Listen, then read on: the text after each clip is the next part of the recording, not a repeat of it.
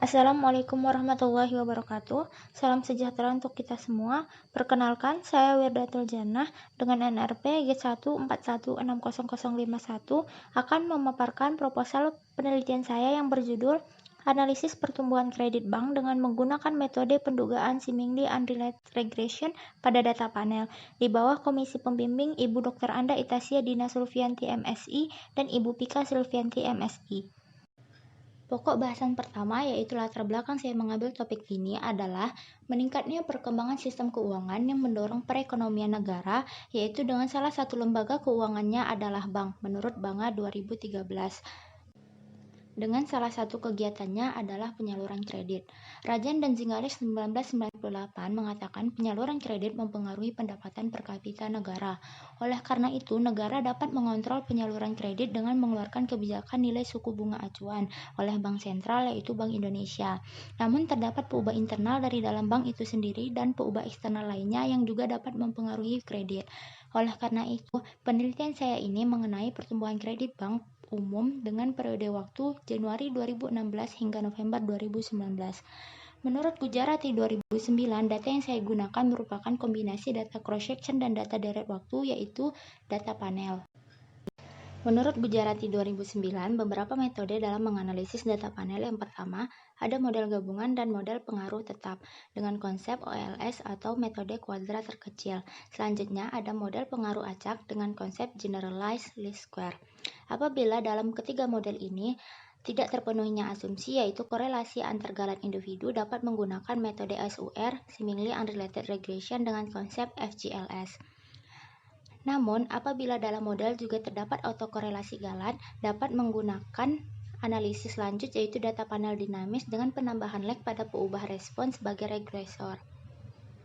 Menurut Gujarati 2009, tujuan penelitian saya yaitu untuk mengetahui peubah yang memengaruhi pertumbuhan kredit pada bank umum periode 2016 hingga 2019 menggunakan analisis data panel dengan pendugaan SUR. Pokok bahasan selanjutnya yaitu tinjauan pustaka. Berdasarkan Undang-Undang Nomor 10 1998, kredit adalah penyediaan uang atau tagihan berdasarkan kesepakatan pinjam-meminjam antar bank dan pihak peminjam, di mana pihak peminjam membayar utang pada jangka waktu yang ditentukan dengan bunga yang ditetapkan. Menurut Denda Wijaya tahun 2003, salah satu yang mempengaruhi pertumbuhan kredit adalah dana pihak ketiga yang merupakan sumber dana terbesar suatu bank, yang dapat berupa tabungan, deposit, maupun giro. Namun, terdapat juga peubah internal seperti kinerja bank, kredit macet, dan suku bunga kredit. Menurut Harian J 2017, terdapat pula peubah eksternal seperti SBI, surat berharga BI, suku bunga acuan, tingkat inflasi, dan nilai tukar mata uang. Berikut adalah beberapa model dalam regresi data panel. Yang pertama adalah model gabungan dengan persamaan sebagai berikut, di mana I adalah indeks untuk individu dan T adalah indeks untuk waktu. Pada model ini didasari oleh metode kuadrat terkecil, tidak terdapat pengaruh spesifik individu maupun waktu, sehingga untuk setiap individu ke I dan waktu ke T memiliki intercept dan slope yang sama. Yang pertama, selanjutnya model pengaruh tetap dengan persamaan sebagai berikut. Model gabungan menolak adanya perbedaan individu atau pengaruh cross-section, sehingga pada model pengaruh tetap, pengaruh spesifik individu dan waktu dimasukkan ke dalam intercept persamaan. Dapat kita lihat pada model satu arah, hanya salah satu pengaruh saja yang terlibat. Berbeda dengan dua arah melibatkan keduanya, yaitu individu dan pengaruh waktu. Slope koefisien konstan dan intercept berbeda untuk setiap individu. Pada model kita lihat, penambahan peubah pada persamaan ini juga disebut dengan penambahan peubah boneka, sehingga disebut dengan peubah boneka kuadrat terkecil. Selanjutnya model pengaruh tetap. Apabila pada model pengaruh tetap, pengaruh spesifik individu dan waktu dimasukkan ke dalam intercept persamaan, pada model pengaruh acak, keduanya diakomodasikan ke dalam komponen galat WIT. WIT terdiri dari galat individu dan atau galat waktu yang tidak teramati dan sisaan acak EIT. Menurut Gujarati 2009, pengaruh spesifik individu dan waktu ini diasumsikan acak dari populasi yang besar, menggunakan konsep GLS (Generalized Least Square) dengan asumsi antara pengaruh spesifik individu dan waktu terhadap peubah penjelasnya adalah saling bebas atau tidak berkorelasi. Berikutnya, Seemingly Unrelated Regression atau SUR dikembangkan oleh Zellner 1962 untuk menduga spesifik serupa pada individu yang berbeda. Digunakan untuk mengatasi sisaan pada model yang berkorelasi antar individunya, yang artinya terdapat ketergantungan individu yang disebut korelasi kesebayaan atau contemporaneous correlation. Metode ini diduga secara simultan dengan melibatkan ragam-ragam dari sisaan yang berkorelasi. Dengan konsep FGLS, karena ragam-ragamnya tidak diketahui, sehingga diduga dengan menggunakan metode kuadrat terkecil untuk menduga sisaannya. Berikut adalah persamaan SUR, di mana apabila memiliki N banyaknya individu, maka mempunyai N persamaan. Berikutnya, seemingly unrelated. Terdapat perbedaan spesifikasi dalam memodelkan data panel yang dideteksi dengan sisaan pada model tersebut. Yang pertama adalah kehomogenan ragam sisaan, dengan kondisi apabila ragam sisaan homogen dan tidak terdapat korelasi antar galat individunya, sehingga dapat menggunakan metode OLS. Selanjutnya, cross-sectional heteroskedasticity, dengan kondisi apabila ragam sisaannya tidak homogen dan tidak terdapat korelasi antar galat individu, maka dapat menggunakan GLS. Selanjutnya, contemporaneous correlation apabila ragam sisaannya tidak homogen dan terdapat korelasi antar galat individunya, maka menggunakan FGLS yaitu SUR. Data yang saya gunakan merupakan data sekunder diperoleh dari Statistik Perbankan Indonesia dari situs web resmi OJK dan BI dengan diubah sebagai berikut. Jenis data saya adalah data panel dengan individu yang saya gunakan adalah jenis-jenis bank umum dan periode waktu dimulai dari Januari 2016 hingga November 2019. Saya menggunakan 14 peubah penjelas dan 1 peubah respon yaitu pertumbuhan kredit. Pokok bahasan selanjutnya adalah prosedur analisis data. Berikut diagram alir yang ditampilkan pada slide. Pertama, melakukan pemodelan regresi data panel sederhana. Kemudian, menentukan model mana yang tepat dengan melakukan spesifikasi model. Setelah melakukan spesifikasi model, kita melakukan uji struktur sisaan pada model.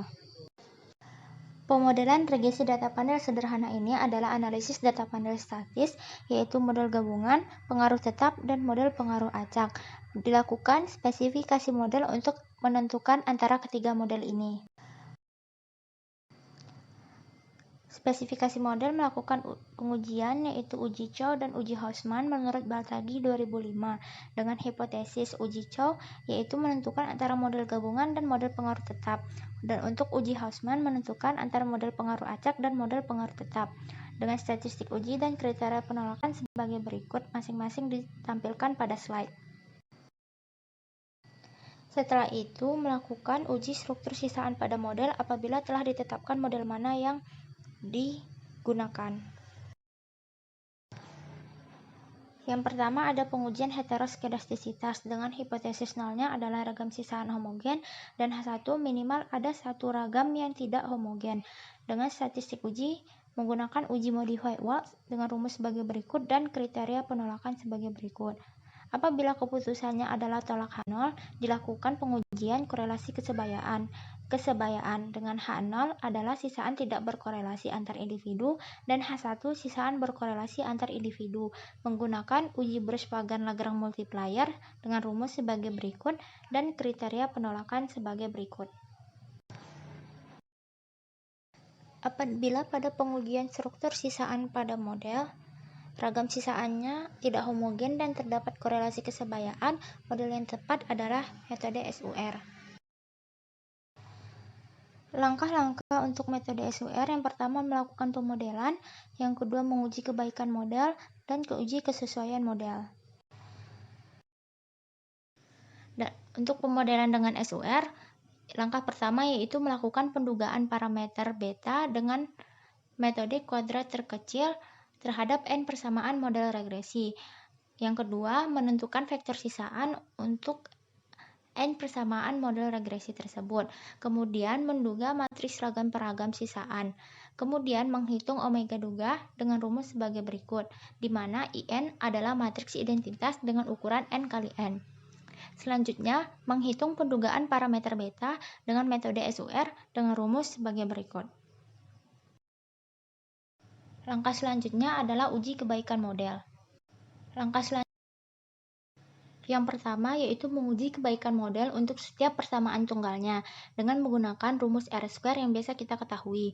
Selanjutnya, menguji kebaikan model secara keseluruhan menggunakan nilai McElroy R kuadrat dengan rumus sebagai berikut. Kemudian melakukan pengujian kesesuaian model. Uji kesesuaian model dengan H0-nya adalah semua matriks koefisien regresi untuk semua individu adalah sama, dan H1 minimal ada satu matriks koefisien regresi yang tidak sama, dengan statistik uji menggunakan uji rasio likelihood sebagai berikut. Dan keputusannya tolak H0 apabila nilai statistik ujinya lebih besar dari Chi kuadrat dengan derajat bebas N pada tabel. Berikut beberapa daftar pustaka yang saya gunakan pada penelitian ini. Demikian penjelasan proposal penelitian saya. Lebih dan kurang saya mohon maaf. Wabillahi taufiq wal hidayah. Wassalamualaikum warahmatullahi wabarakatuh.